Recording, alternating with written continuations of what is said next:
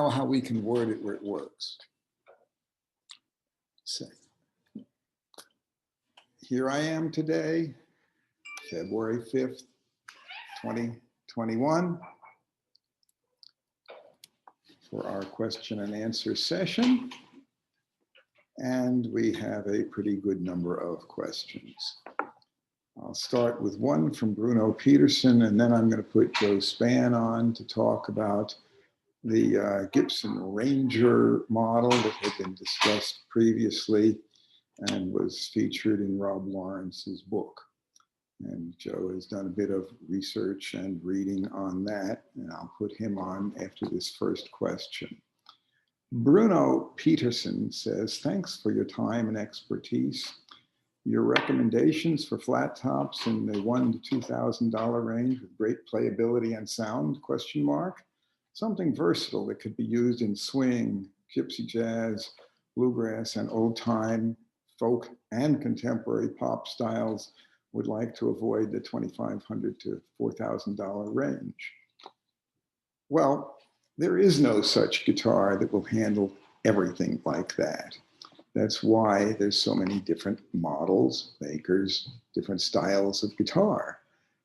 If you want what I think will be a great gypsy jazz guitar in the price range you're talking about, I personally think that the Altamira copies of Selmer, the Django Reinhardt style guitars, are bang for buck, some of the absolute best of that style available anywhere. And for about $1,250, you can get a really fine guitar. That range $1,250 to $1,500 from them. They sound and look really, really right. You can take them on stage and use them. But Seagull, made by Godin in Quebec, Canada, has their solid wood series guitars in both non-cutaway and cutaway models that are solidly within that price bracket. And they actually make some that are cutaway. They're quite versatile. And some of those things are in the price bracket of pretty close to $1,000, but they're good. And I can highly recommend them. Taylor has a AD-17 Grand Pacific model, Andy Powers designed with V bracing, and an acoustic without a pickup, $1,399 map. And they're good. They're some of the best sounding Taylors around. They're not fancy looking, but they play well and they sound good.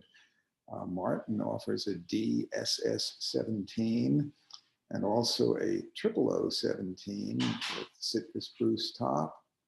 Very light bracing, lightweight, very responsive guitars, matte finish, but a thin finish that really acoustically is extremely good. And those models with a strictly acoustic without a pickup or $1,559 map price, that's, in my opinion, a heck of a bang for buck deal.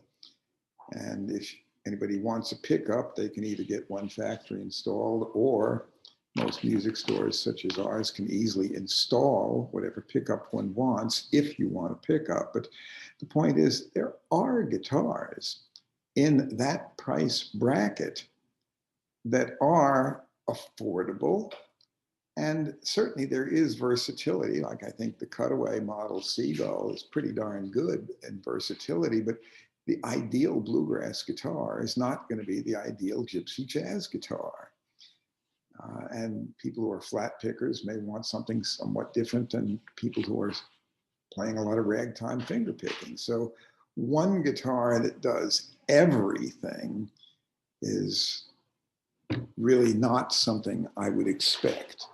But a good degree of versatility, the ones I've just mentioned are, I would say that the Altamira gypsy jazz guitar is the least versatile I've mentioned. It's terrific for gypsy jazz, and that's what it's designed for. But on the others, there's considerable versatility. But if you want the real gypsy jazz sound, you don't get that on its most standard flat top guitars. You get something that's made for that. And now I'd like to bring on Joe Spann to talk about the Ranger model Gibson that had already been discussed a bit, but he has more he'd like to add.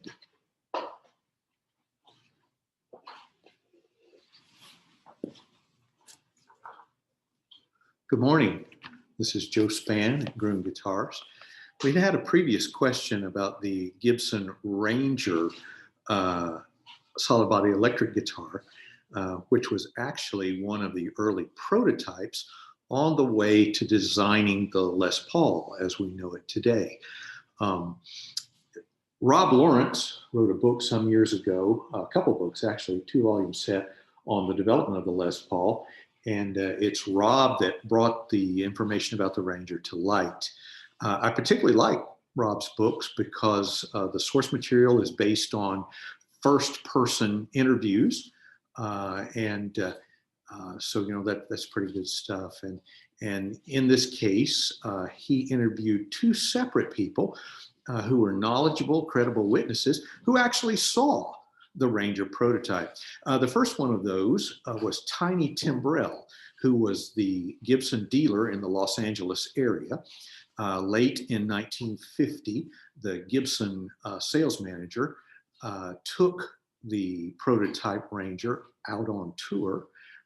Clarence Havanga was his name, and he showed it to Tiny, and Tiny remembered it because it was so interesting. He described it as a slab type mahogany body, no cutaway, a very simple neck, rosewood fingerboard with dot inlays, and he remembered that the pick guard had the name Ranger painted or silk screen, something like that, on the pick guard. He described that to Rob Lawrence, the author of this book, many years later that he saw it. But then also, Rob interviewed Milt Owen, who was an early Los Angeles repair guy at Fife and Nichols, and then had his own shop, and was just for decades respected and known there in the Los Angeles area. And evidently on that same tour, Clarence Havanga showed the prototype to Milt. And Milt remembered it also and described it in very similar terms: a slab mahogany body, very simple neck, rosewood board, dot inlay, and one pickup in the middle of the body. In preparation for his book, Rob had, I'm going to show you here the page in the book, Rob had an artist do some conceptual art, you know, kind of giving us an idea about what that may have looked like. Now, Rob says here in the text that he has taken some liberties. He assumes that it had a sunburst finish and that it had a removable, height adjustable bridge and a sort of a simple trapeze style tailpiece. Neither Milt Owen nor Tiny Timbrell were able to provide that kind of detail, but they agreed on the other basic specifications of the guitar. So that's really cool. Now, of course, the final remaining question is, what happened to it? Well, most Gibson prototypes, and I know this from my own work also, when they were done with them, they met the big bandsaw down on the first floor there in the factory at Kalamazoo. They ran them through the bandsaw and chopped them up. Not all of them, some of them they saved, you know, in various little places around the factory, but the majority of them were sawed up. So probably the reason that nobody else has seen it in recent memory is the fact that Gibson destroyed it afterwards. And there were other steps, several other steps along the line to creating the Les Paul, but the Ranger was an important one along the way. So we thank Rob Lawrence and his book about the development of Les Paul for letting us know about that. All right, thanks guys. It's always a pleasure to be here and talk to you.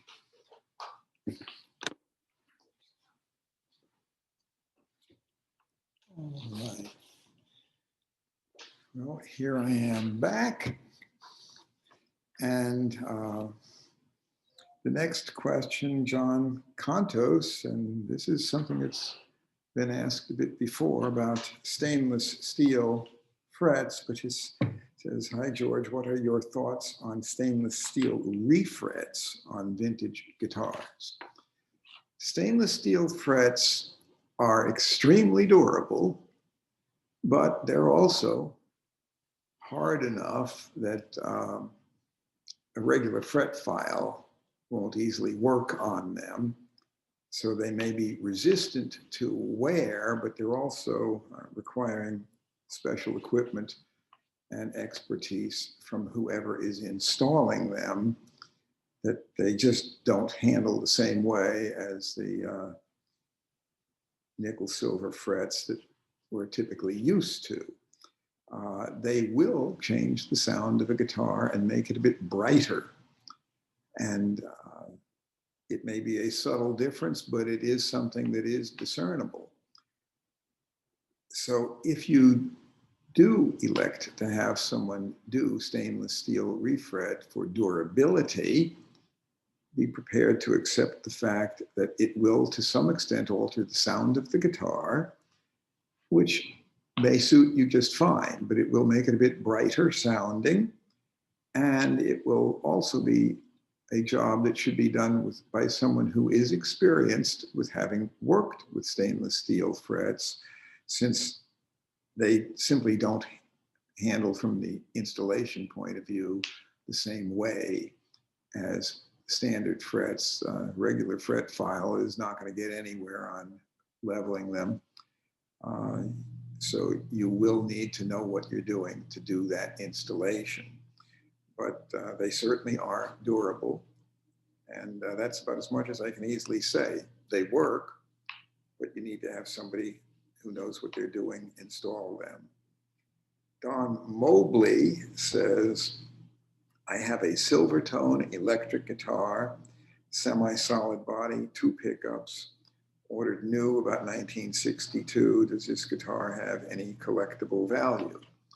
Well, Silvertone was a brand name of Sears Roebuck. Sears had Silvertone guitars made by Harmony, by Kay, and by Dan Electro, and later import models, but the import models were after 62. Without seeing at least a photo, I don't know which model you've got, but they can be decent guitars, but they're not going to be collectible to the same dollar value as equal age Gibsons or Fenders. But even then, it's like saying, I have a Gibson guitar made in 62. Is it collectible? Which model is it? They vary enormously in price. And the Silvertone models also varied very considerably in price. Plus, not all Silvertones are even made in the same factory, and they don't necessarily have close resemblance to each other. So just knowing that it is semi-solid, well, most of what was done by Silvertone was either, with Silvertone brand, was either fully solid or completely hollow.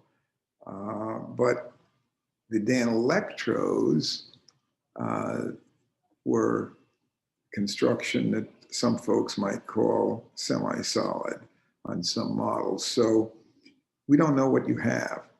If you send me photos to george@guitars.com, I'll have more of an opinion. And if you want an actual real appraisal, we have a website. And if you go to our website, guitars.com, click on the appraisal button and enter photos and info, we will be happy to do a true appraisal. Brian Teft says, do you have any knowledge about a 1983 Martin D28V 150th anniversary guitar with Brazilian rosewood back and sides? And question about value.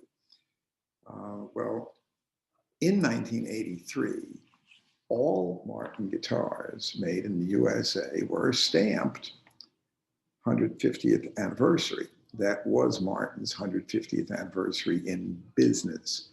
There were a few models that had a paper label interior that some were signed by CF3 and CF4, and there were some that were Brazilian rosewood models.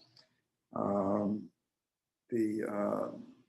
D28V in Brazilian was actually offered from 83 through 85, but if it was made in 83, it would have been stamped as 150th anniversary. So far as value, well, the current Vintage Guitar Magazine price guide says $4,900 to $6,400, but in my opinion, that's actually somewhat low, and I don't go by the book all the time, which is one reason why getting an honest to goodness real appraisal can be better than just looking at a book. For one thing, when the guide says that's the value for one in excellent condition and gives a range all the way from 4,900 to 6,400, that's a significant range. And if they're in the same condition, I don't know why you'd have such a big range, but Brazilian rosewood is in short supply due to the CITES Treaty. If it was cut after June 11th of 1992, it's not legal to import it. And, but Martin would charge a heck of a lot more than $6,400 to make anything out of Brazilian. Their upcharge is very high. But my own opinion is that if you have one that's very, very clean of that model, it could push $7,500 to $8,000 as a very clean original example. But condition is critically important. And without more info and seeing the guitar either in person or with photos, I don't have much more to say about that, but that would be a good quality guitar. Brian Rucker says, what is a ballpark current value of an original Fender 51 Nocaster that has been intelligently stored? Well, intelligently stored, I assume, means normal room temperature and 45 to 50% humidity. But so far as an original Nocaster, well, it depends a heck of a lot on condition. Condition, and if there's any modifications at all, that changes the value enormously. But it certainly could bring over $50,000 for a fine example, but how much more depends on condition, or how much less depends on condition. And if something's been refinished, reworked in any significant way, value goes down dramatically, especially if the work was not done to very fine professional standards. Collectors who buy a Nocaster or a Broadcaster, the predecessor, don't like modifications if they're strictly collectors. Players typically aren't buying a Broadcaster or a Nocaster to use as a utility guitar. Because if you get much playing wear, if you have one that's really, really clean, you put a bit of playing wear on, you lose thousands of dollars. So these are not guitars that are bought so much to play. In fact, a good 1952 or 3 Telecaster, in my opinion, may well be one of the best sounding guitars Fender ever made. And the Broadcaster tended to have finish, and the Nocaster as well. Basically, the Nocaster was made because Fender got a cease and desist letter from Gretsch's attorney that Gretsch had a line of Broadcaster drums and banjos, but they spelled it differently. Fender used Broadcaster with a C and Gretsch used Broadcaster with a K, but still it was said the same. It's Broadcaster. And rather than getting into a legal fight, Fender was new enough. They hadn't made all that many. The name they could live without. They just took out scissors, clipped the Broadcaster name off the decal, and they had some that for a while just said Fender on the peg head. And today those are what we call a Nocaster. And then a few months later, they came up with the name Telecaster rather than Broadcaster, and the rest is history. But again, that's what I can say. But so far as ballpark figures, the standard ballpark figure I give when people want to know what is a ballpark value, say I do have a ballpark figure. Cubs versus Pirates at Wrigley Field, 6-3. And that's my standard ballpark figure. If you want a real appraisal, we're happy to do that through our appraisal site. And we take in not just generalities, but we look at the specifics of each instrument. And we don't simply look it up in a book. We know what's in the books, but we also check what is actually going on in the real world today. So it's not simply what were they bringing 10 years ago, but what are the latest trends going on. But so far as predictions for the future, it's really hard to say. You know, we can tell what things are today. We don't necessarily know what they will bring a few years from now. And just like the stock market, things can go weird. And sometimes if a well-known player gets something, there can be a brief fad and prices can go up dramatically. And sometimes they can go down quite a bit also, depending on economic and social trends or whatever. But we've seen recently in the stock market some very, very dramatic swings, like GameStop stock that company went from $4 a share to now 400 or more. And a lot of that happened in a matter of 1 week, and now prices are plunging on that same stock. So again, you know, when people ask about how much is something going to be worth in the future, we again have the crystal ball. And, you know, again, if I hold something right up to the crystal ball, you can see it magnifies, and you can see it comes out big and right side up. But if you look at it from a distance, that's different. And from a distance, what you see is it's all upside down. So there it be. But anyway, the crystal ball does not tell me how much things will be worth 10 years from now, 5 years from now, or whatever. But it does pretty good for right now. Nicholas asks, how are the Gruhn 50th anniversary quadruple O 12 fret guitars for fingerstyle playing? I think they're great. On the other hand, the 50th anniversary model has a lot of ornamentation that you can get a quadruple O size 12 fret with sinker mahogany that we sell for half the price. It's a style 18 ornamentation, but I do happen to have a 50th anniversary 12 fret handy that I can at least show.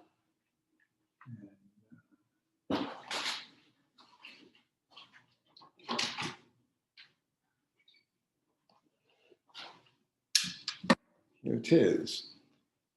And 12 fret slot head neck, 12 frets clear, 16-inch wide body, and 25.4 scale. These are great finger picking guitars that also do very, very well flat picked. But you can get the same size and same configuration with just style 18 ornamentation from us for half the price. And also for about half the price, you can get from us a Adirondack top quadruple O 12 fret slot head neck with Indian rosewood back and sides and herringbone style 28 ornamentation. And they also are very, very fine finger picking and flat picking guitars. So there are options, because that 12 fret slot head you just saw is $9,000. And for right on about half that price, you can get essentially the same playability and sound with less ornamentation.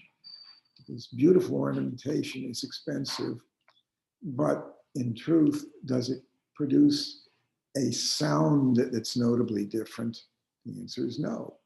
Pearl trim and fancy inlay and fancy bindings and carefully selected, highly figured wood does not change the sound, but a choice, for example, of different body sizes or sinker mahogany versus another type of wood, or Adirondack spruce versus another type of wood, or torrefied spruce versus non-torrefied, that does matter.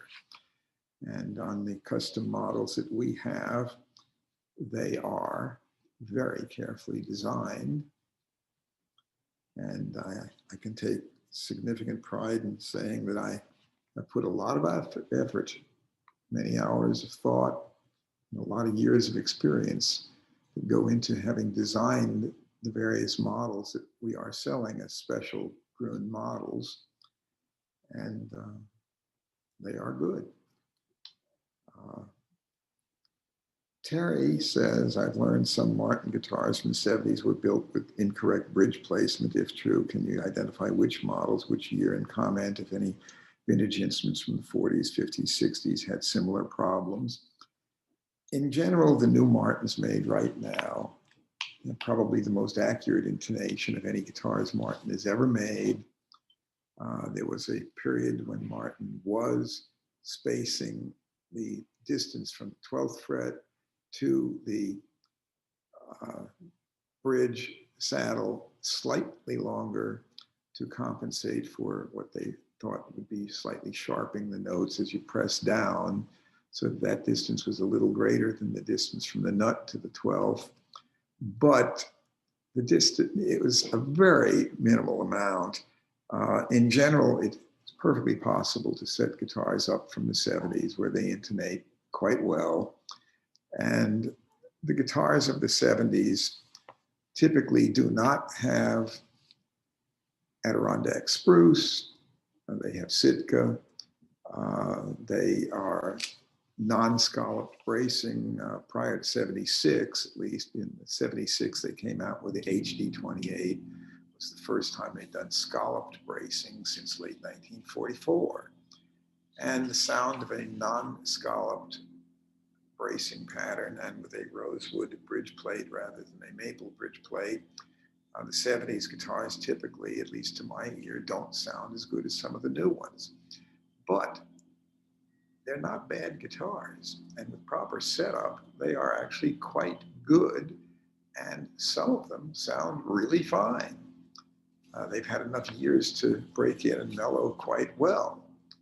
On the other hand, they've also had enough years. If a guitar was made in 1970, it's 51 years old now. 51 years of string tension is likely to result in the need of a neck set.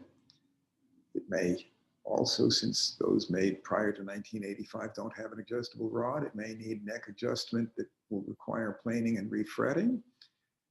It may have loose braces. It may have a loose bridge.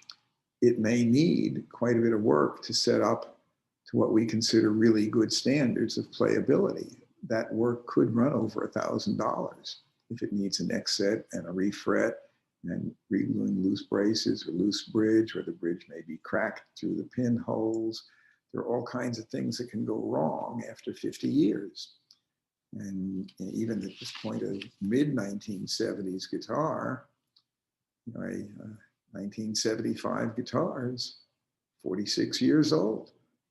And again, any guitar that's much over 30 years, you do have to start checking carefully to make sure how much work it needs. So it can be a fine guitar after some setup work, but that setup work could be significant, not just simple, quick setup, but by the time you get into neck set and plane and refret, you're talking about real work. And that has to be taken into account. But it is certainly possible to set up a 1970s guitar with good action and good intonation, good playability, and good sound. Will it sound as good as a new one that has scallop bracing? or any of the custom new ones that have Adirondack spruce? The answer is no. I think that Martin is making some of the best guitars they've made in at least the past 65 years right now. Are they better than the 1937? No.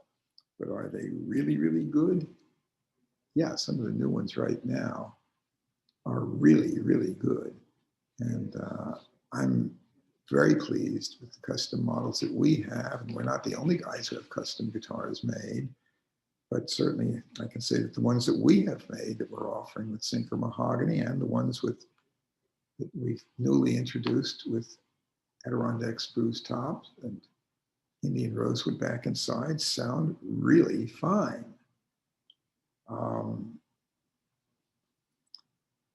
Carrie has a question. How can I get lower action?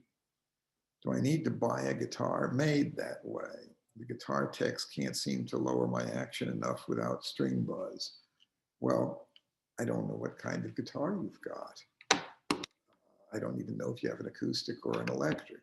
But what I do know is that any well-made guitar, if it's a well-designed, well-made guitar, should be possible to set up with comfortable action.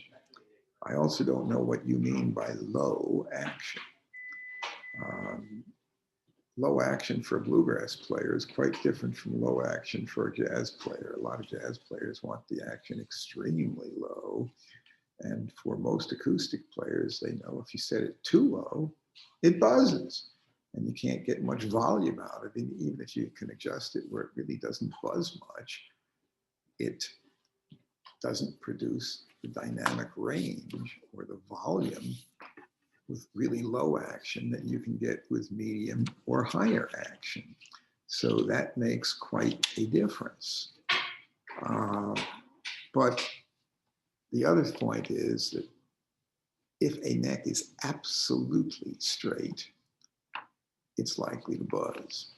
A neck to be set up well with any action should have slight relief. It's only a couple thousandths of an inch, but it makes a big difference. If it has a little bit of relief to the neck, a slight bow, it's less apt to buzz. And if you make it absolutely straight, it will buzz. And if you have a back bow, it'll sure enough buzz. So some people tighten the truss rod too much and get a back bow or get it absolutely straight. And either way, it's going to buzz.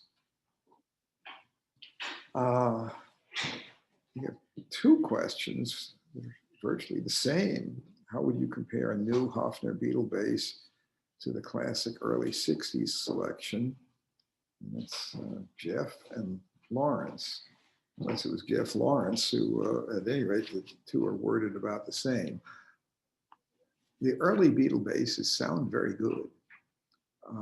And certainly they did well for Paul McCartney. Typically, however, the early Beatle basses structurally had neck set issues. And by the time they're old enough so that if you had an early to mid 60s guitar or bass, that neck will probably need work because the Hofner neck sets were poorly done.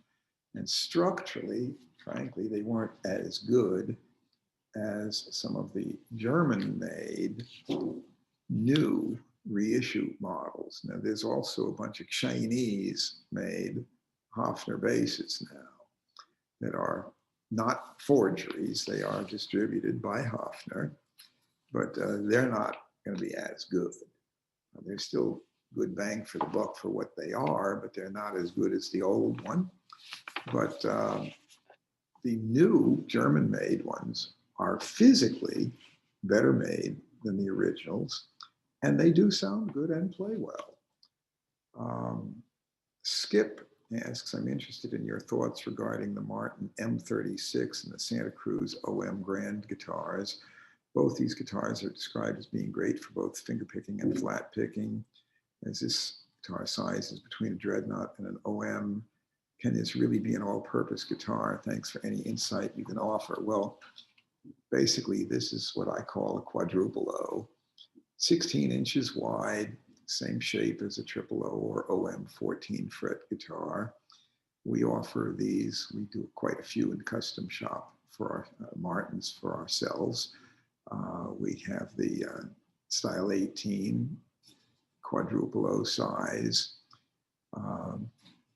in sinker mahogany, which was wood cut between 100 and 140 years ago for the mahogany, for the neck block, end block, back and sides, Adirondack spruce top, scallop bracing, and they are the same size as what Martin calls an M. Originally, that size was style F arch top, 16 inches wide, made starting in 1935 onward through 1942. And they never made a flat top equivalent until well into the 70s. And they called that the M36. They also had an M38.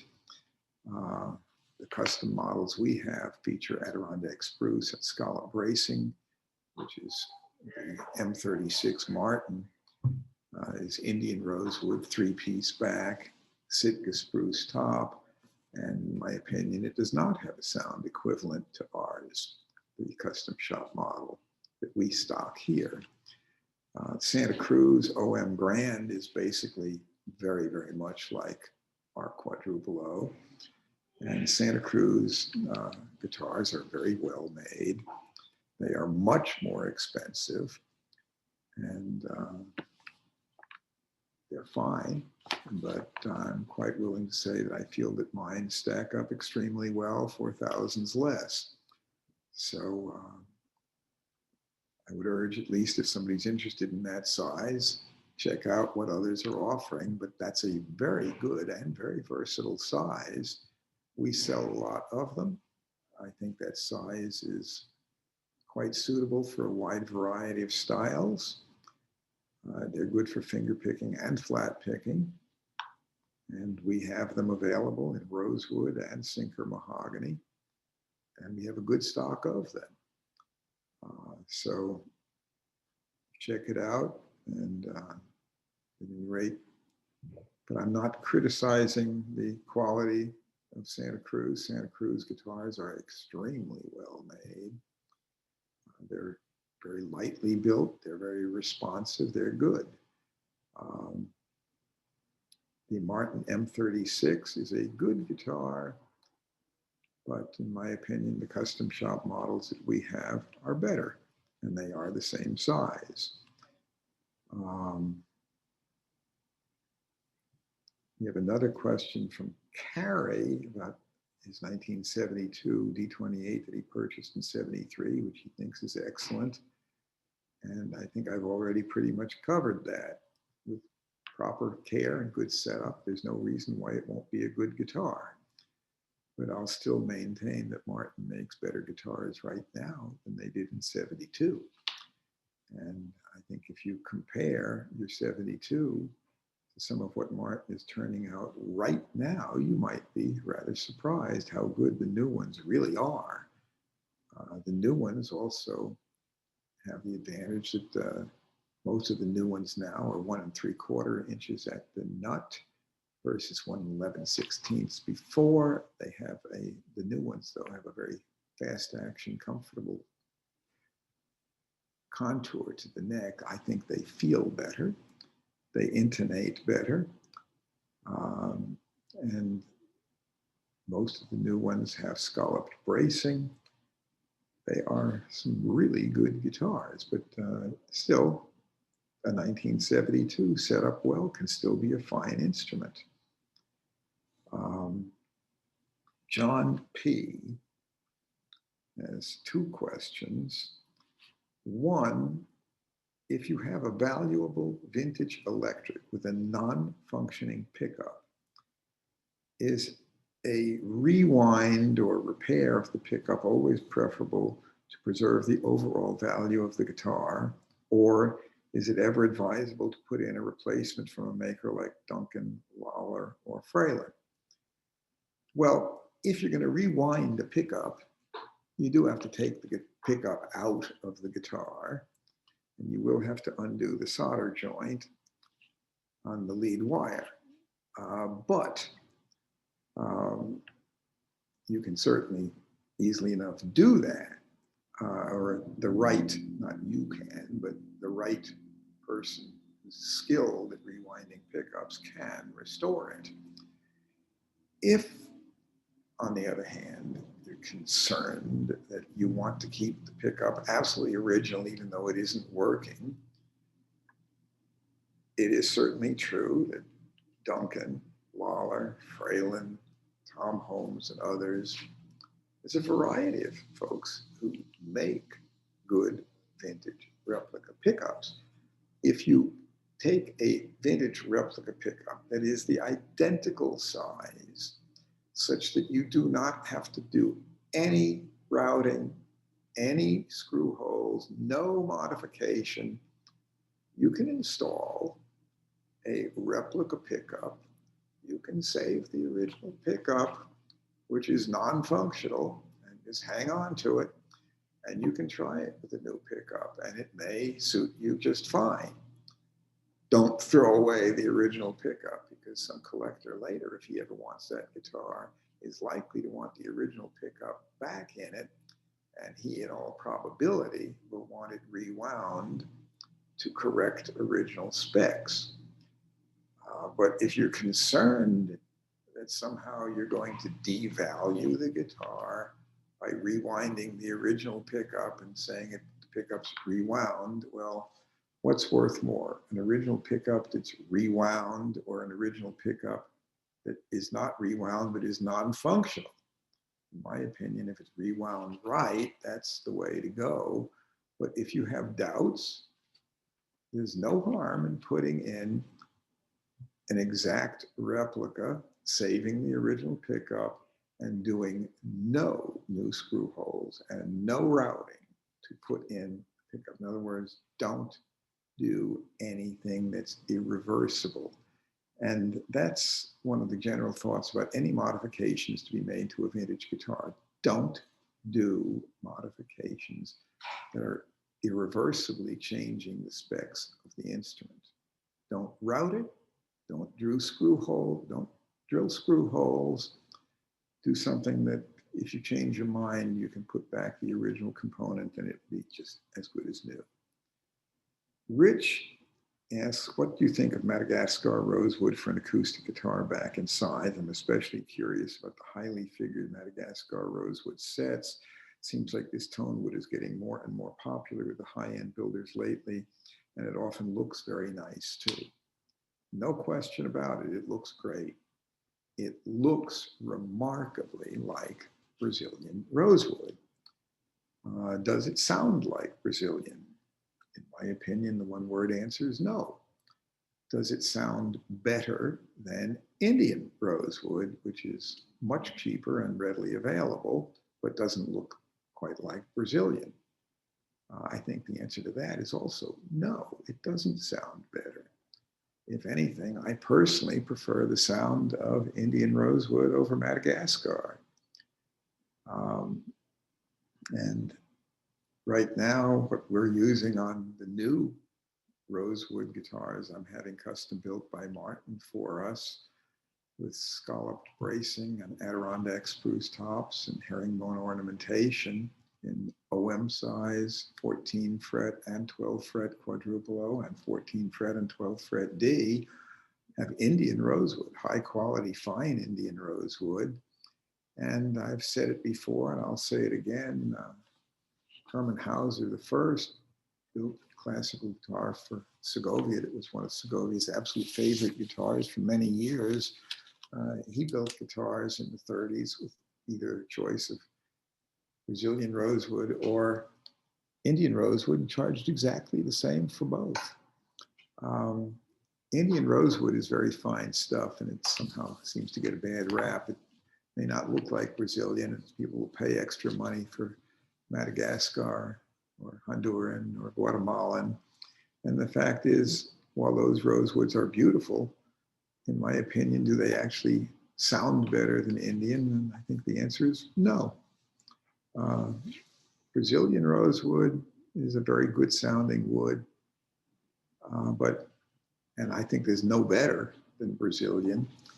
But some of the finest sounding Gibsons I've ever heard had Indian rosewood back and sides. The advanced jumbo Gibsons of the 30s were not Brazilian rosewood, nor were the rosewood J200s. And so the 14 fret rosewood Nick Lucas models also were not Brazilian, although the 13 fret models they had with a movable bridge were Brazilian rosewood. At any rate, Indian rosewood is capable of giving a very fine sound. Madagascar rosewood sounds very good, but does it sound better? No. In my opinion, it doesn't. In fact, in my opinion, I think Indian rosewood sounds better. But Indian rosewood is certainly a whole lot cheaper. Dennis asks, can you discuss how scale length affects the tone and playability of the string instruments? Can different string gauges change the performance of a shorter scale instruments? Well, one, can different string gauges change the performance of a shorter scale instrument? Well, different string gauges change the performance of any scale. If you go from light gauge or extra light to medium,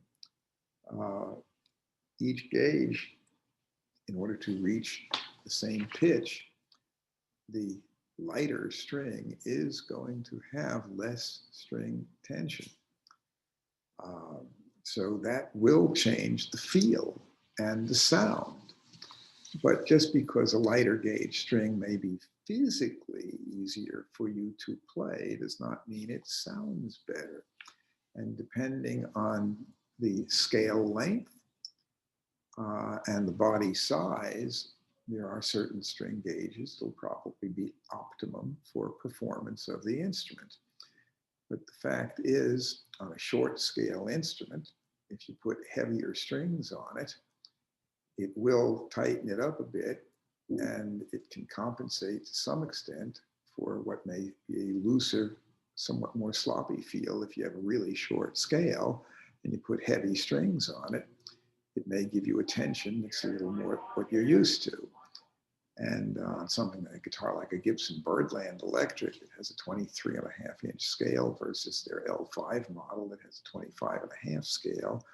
A Birdland really doesn't perform well with light strings, but it's also a hollow body electric. So if people string that up the way they would a Les Paul with a 10 gauge or even lighter first string and an unwound third string, that's not going to work very well at all on a fully hollow guitar like a Birdland, especially with a short scale.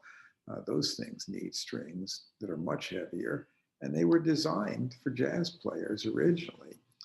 And the Birdland was designed for jazz and country. Billy Bird and Hank Garland played country and jazz. And they liked the short scale because they did a lot of chords that had big stretches. And the short scale was good for that, but they were not bending notes. They used flat wound, pretty heavy strings, which worked quite well on that. Roger asks, are there differences in quality, design, and desirability between the different brands that Larson Brothers offered? Stahl, Mauer, Prairie State, Euphemon. Well, the Larson brothers were just a two-man shop, Carl and August Larson in Chicago from about 1901 through 1944. And they made a wide variety of models as well as different brand names. They never did make any that said Larson on them. But in any one of the brands you mentioned, there were low-end, medium, and very high-end variations.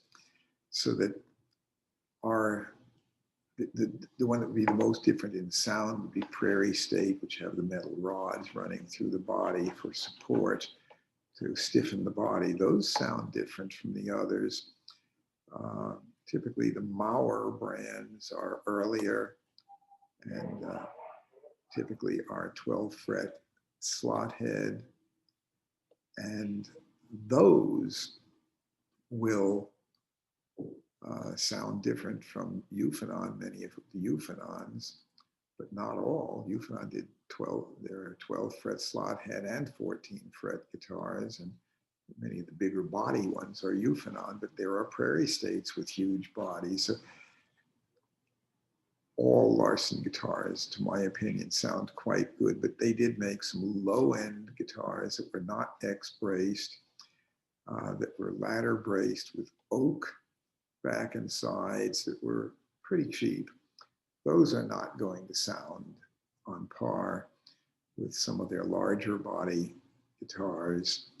The ones, though, that are X-braced with the laminated bracing on the X-braces typically are extremely good sounding guitars.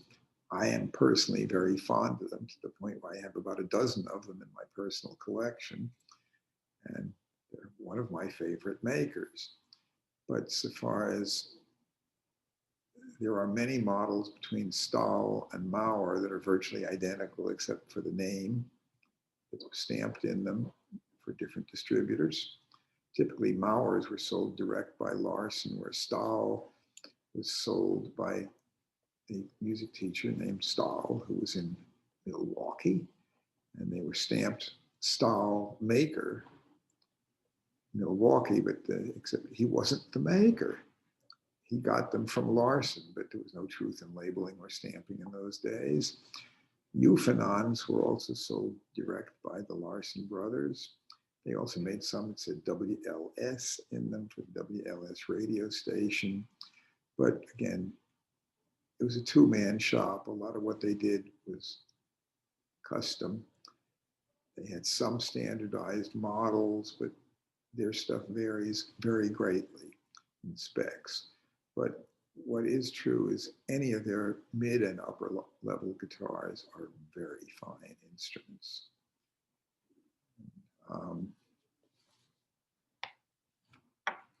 Bill Harvey says, I'm relatively new to collecting, but have been playing for quite a while. What electric classics do you see as still being undervalued? People have been collecting guitars for a good long time. I've been collecting myself since '63, and there are some folks who started before me. Stuff that's really great is, for the most part, stuff that is still well known. And we have something I'm going to stick on the camera. There's the new Martin Yeti cup. Pretty neat. And I'm pleased to have gotten a couple of these recently. But there it is.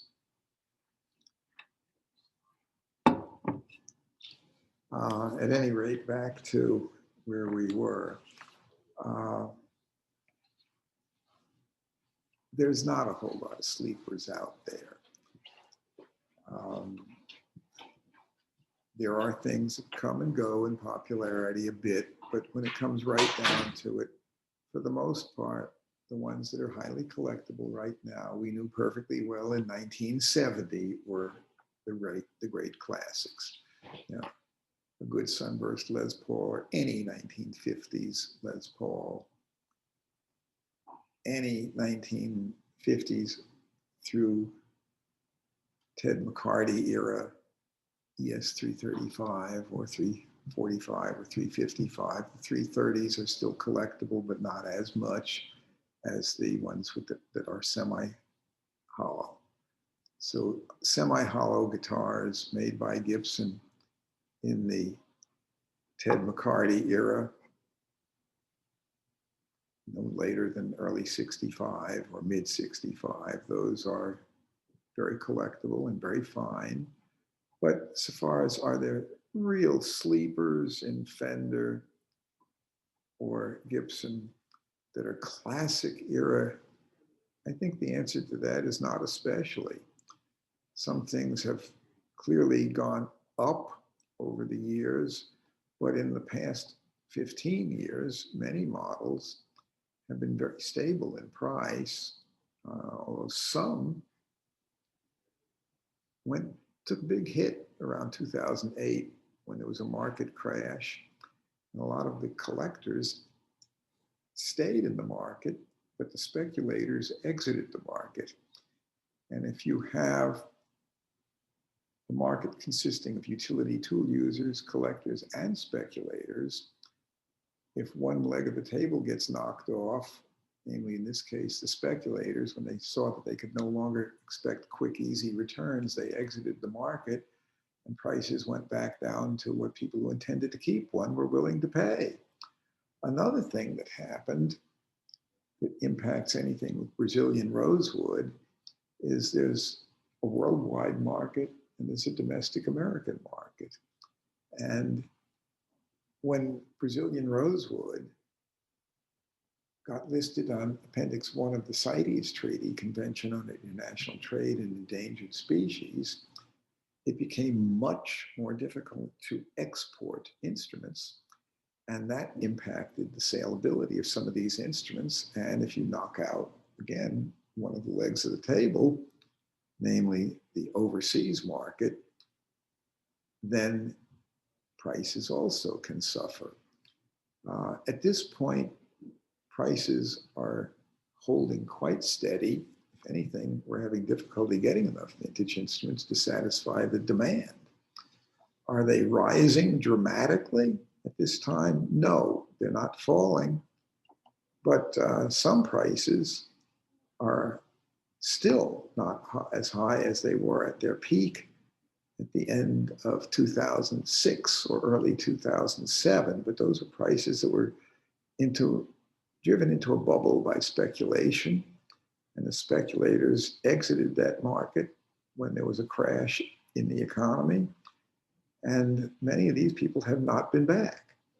There's also changes in demographics that we're needing to account for the fact that baby boomers are not driving the market the way they once did, and it's now Generation X and millennials. And millennials may have different preferences. Do I consider the early 1970s guitars to be classic era instruments? No. Do some of them bring more money now than they used to? Yes, they have nostalgic appeal.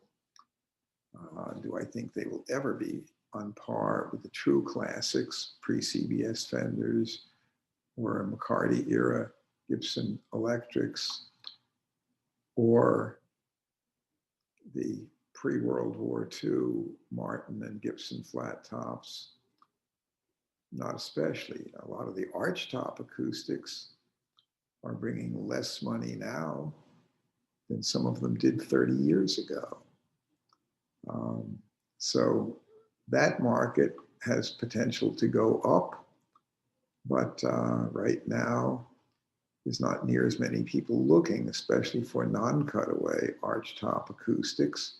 Even cutaway archtop acoustics are not sought by as many people now as they were around 1990 to perhaps 2000, when people called them the new adult toy.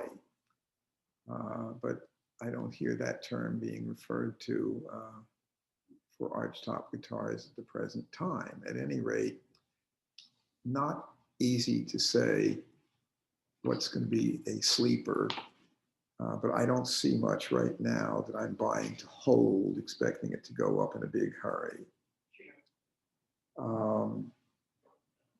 Michael Callie, the pick guard on my Olson SJ Cutaway East Indian Rosewood and cedar top in mint condition from 1993 has come off, likely due to my poor humidity control in the case. But my question is, do I need to have Olson replace it, or can your shop or even a local New York City shop be okay replacing it to maintain the high value of this instrument? Well, first, if it came off, can it be installed back? If it hasn't shrunken and it's still in good condition, it ought to be possible for any skilled craftsman to reinstall it. If the pick guard has shrunken and is damaged, certainly we or others who have access to the same material could cut a guard to the same shape, and it could look pretty well perfect. Obviously, if you have Olson himself do the work, and he is certainly reachable. If he's interested in doing the job, he's not building as many guitars now as he used to, but if he's open to doing it, it certainly won't hurt to have him do it if he's available to do it. But if you can make, if you can reinstall the original guard and it hasn't shrunken and it's in good condition, that's the easiest thing to have done. That's a simple job. And it's generally pretty simple if you have access to the exact same material. Just make another guard just like it, which again, a variety of folks can do. If the result looks absolutely identical, it shouldn't make much difference who does it. If you have somebody, if Olson can do something that you can't get duplicated elsewhere, then the answer is have him do it.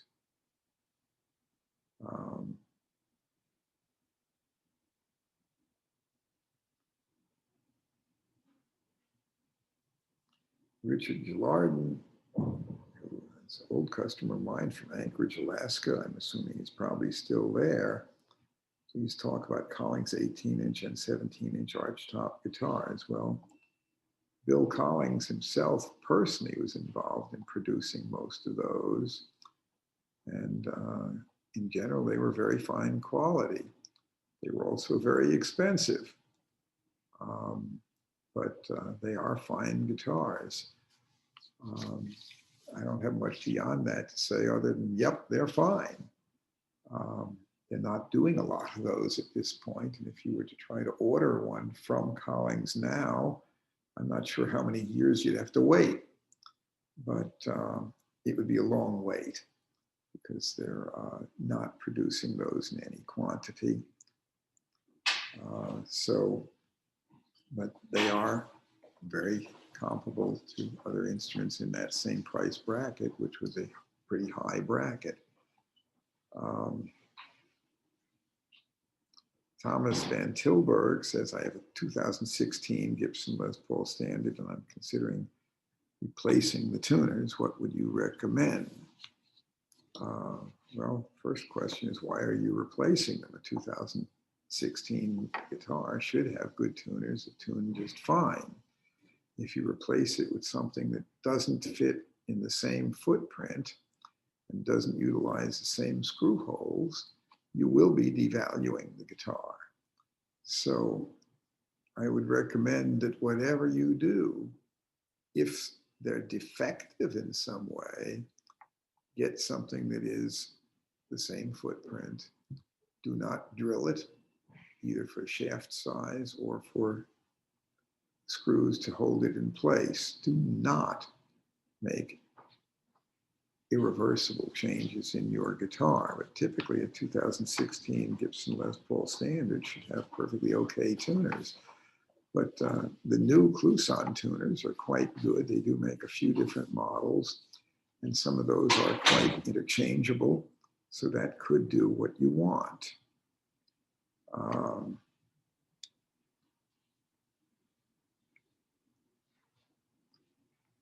Andy Novak says, I was pleased to see you're offering a quadruple 018 custom Martin with golden era specs on the website. However, my ideal preference in a guitar like that would be rosewood, basically, an M36 with golden era specs. Personally, I'm not a fan of the modern neck on standard models. To custom order one through your store, what would one essentially specify an M36 with golden era specs or the specs of the current quadruple 018 on the website of the M36 style? Perhaps you could address this general question. Well, we already are offering something that essentially is like you want. It's on our website right now. We have guitars built with golden era type specs, with Indian rosewood, Adirondack spruce, forward shifted scallop bracing, herringbone trim, and we have them in the quadruple O size, 14 fret and 12 fret, as well as 14 fret and 12 fret D and OM. So we have what you want already. And you would not need to order something custom shop one-off to get essentially what you've asked for. So Les Willis asks, what is the best 12-string acoustic electric cutaway that is priced below $1,500? What brand and gauge of strings, genre, country to 80s and 90s rock? Well, acoustic electric cutaway 12-string, there's going to be a pretty limited selection there. In general, a good acoustic 12-string has more tension than a 6-string. To do a cutaway, your neck joint area on an acoustic is likely to be not quite as strong as on a non-cutaway. And in a 12-string acoustic electric, my general feeling is that having good intonation and good tone on an acoustic 12-string cutaway is not likely to be a really great option. There are some electric solid body 12 strings available that work quite well. There are some hollow body electric 12 strings that also work well, but those have light strings, lighter than you would use on an acoustic. And if you really want to plug in electric 12 string, I would suggest getting a regular electric guitar rather than an acoustic electric cutaway 12 string. That's a design that, in my opinion at least, is going to be challenging to do a really great sounding guitar. And I don't have a recommendation for one that I think is going to be ideal in that capacity.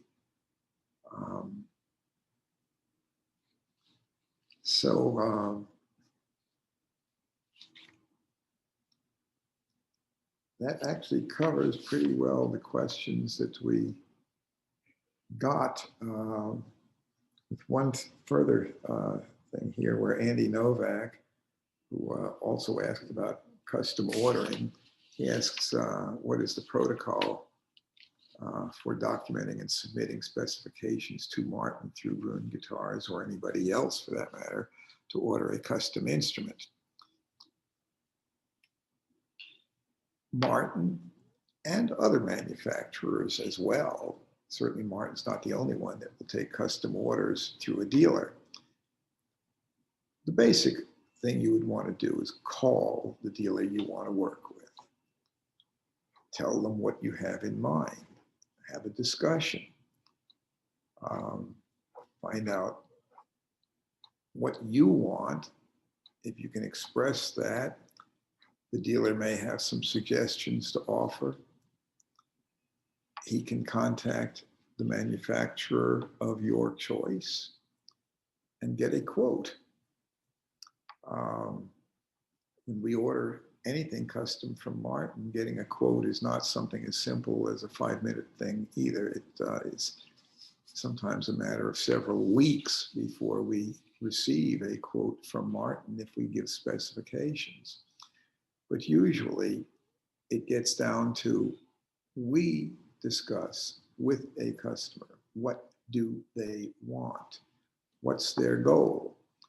And we may offer suggestions if we think that it is a viable design. We will submit it to Martin or whichever company you choose to do business with. I mean, there's very few manufacturers that simply do no custom work. So each manufacturer has their own protocol on that, but typically, unless they are a manufacturer or a small builder that sells direct to the public, the protocol is you go through a dealer, work out the specs you want in discussion with a dealer, and then have that dealer submit the specs and work with the company to come up with a quote. The vast majority of the custom guitars we sell that are made by Martin are made to specs that my staff and I design. And we are typically not doing just one at a time. For example, with the guitars we just got in with the rosewood models in OM 14 and 12 fret D and 14 and 12 fret quadruple O. We ordered 5 models, each available in either sunburst or natural finish, 10 of each, so there's 100 guitars.